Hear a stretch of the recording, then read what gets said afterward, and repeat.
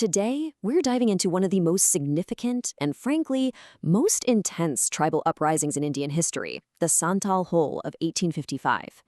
But, this wasn't just some chaotic revolt. To the Santal people who fought and died, this was something much, much bigger. It was an organized war for their very existence. Now, to really get why this rebellion happened, we kind of have to start at its brutal end.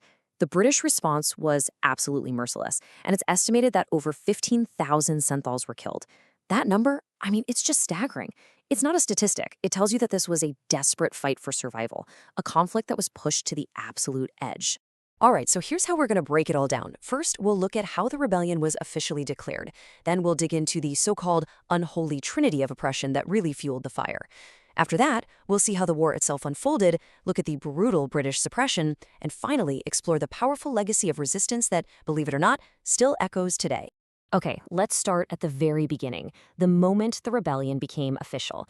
And I want to be clear, this wasn't some spontaneous riot. This was a calculated, organized move to create a Santal Raj, basically a self-governed Santal state, completely free from colonial rule. So on June 30th, 1855, in a village called Bognade, something incredible happened. An organized declaration of independence was made. This was it. This was the moment that decades of simmering anger and frustration finally boiled over into open war. And get this, more than 10,000 Santals from hundreds of villages answered the call to arms.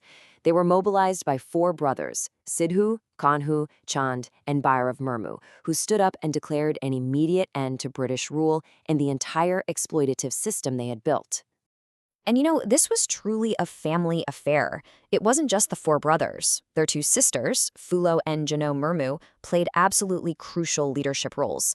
They weren't just inspiring people from the sidelines, they were actively fighting on the front lines, becoming these powerful symbols of the resistance. So the big question is, what could possibly push an entire community to this point? Well, the answer really lies in a term the Santals used, diku. It was their word for the outsiders who were systematically tearing their entire world apart. These diku formed what the Santals saw as an unholy trinity. You had the British state, the landlords or zamindars, and the predatory moneylenders, the Mahajans. And whether they were officially working together or not didn't matter. The end result was the same, the complete draining of wealth from the Santal community, leaving them poor and totally powerless. And this oppression came from all sides. It really started with the Permanent Settlement Act, which basically just took their ancestral lands and handed them over to landlords. Then you had the moneylenders, trapping them in impossible debt, and corrupt officials who always sided with the exploiters. They even lost access to the forests they depended on for survival. It was a total, systematic dismantling of their way of life. Okay, so the Declaration of Independence has been made. How does this actually turn into a full-blown war? Well, this is where the Santal Hole, which is their word for revolution, truly kicks off. The Hole escalated, and it escalated fast. The Santals used their incredible knowledge of the local terrain to launch a brilliant guerrilla war. Honestly, their tactics completely stunned the British at first, and they managed to seize huge areas of territory and control the countryside. And their targets were so strategic. See, they weren't just randomly fighting soldiers. They were attacking the very infrastructure of their oppression: police stations, railway construction sites, the homes and properties of the landlords and moneylenders. Their goal was to tear down the entire exploitative system one piece at a time. But despite all their early successes, the Santals were going up against the full military might of the British Empire. And the colonial response, when it came, was swift, it was brutal, and it was designed to be absolutely terrifying. Just look at how imbalanced this fight was. The Santals were armed with traditional weapons, bows and arrows, spears, axes.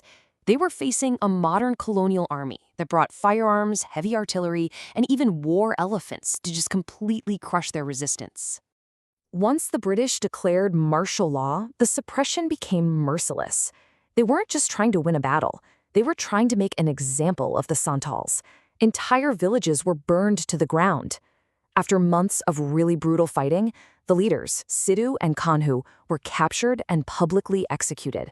A final, horrifying message to end the rebellion. But here's the incredible part of the story. Even though the whole was crushed with just unimaginable brutality, the Santhal's sacrifice was not for nothing. Their fierce, organized resistance actually forced the British to look in the mirror, confront their own failed policies, and it ultimately led to some really profound changes. Amazingly, the rebellion directly led to something called the Santhal Parganas Tenancy Act. Now, this was a landmark piece of legislation that finally addressed the root cause of the whole conflict, their land being taken away. It made it illegal to transfer tribal land to non-tribals, a protection that, and this is wild, is still in effect today. And the significance of the whole wasn't just a local thing. It actually made waves internationally, even catching the attention of thinkers like Karl Marx.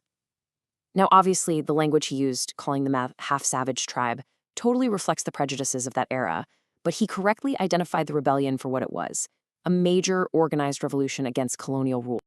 And this history is not forgotten, not at all. It's a living legacy. Every single year on June 30th, people celebrate Hol Divas, or Revolution Day. It stands as this powerful annual reminder of the fight for justice, for dignity, and for that incredible, enduring spirit of indigenous resistance. Which really leaves us with one final big question. The Santhal's struggle for their land, their culture, and their dignity happened over 150 years ago. But it feels so deeply relevant, doesn't it? How can we see the echoes of their fight in today's ongoing struggles for indigenous rights and environmental justice, not just in India, but all around the world?